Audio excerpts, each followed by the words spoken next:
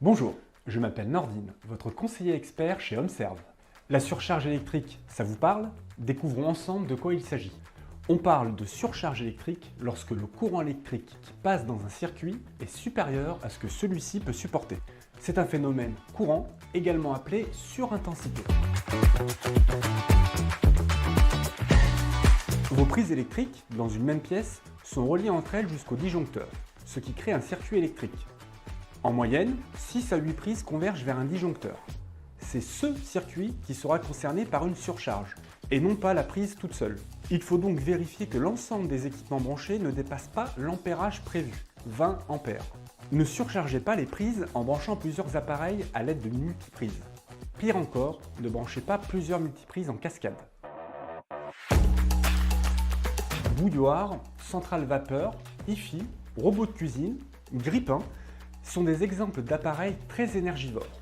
Ils nécessitent plus de 1000 watts à chaque utilisation.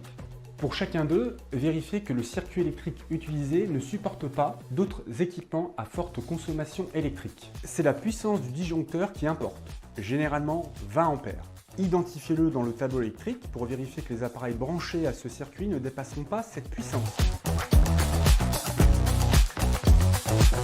Si votre logement est ancien, vérifiez que votre tableau électrique est aux normes actuelles. Par exemple, avant 1990, l'installation d'un disjoncteur différentiel pour la protection des personnes n'était pas obligatoire. Demandez un contrôle des circuits et des prises de courant pour détecter les anomalies possibles. Une odeur de brûlé vous chatouille les narines?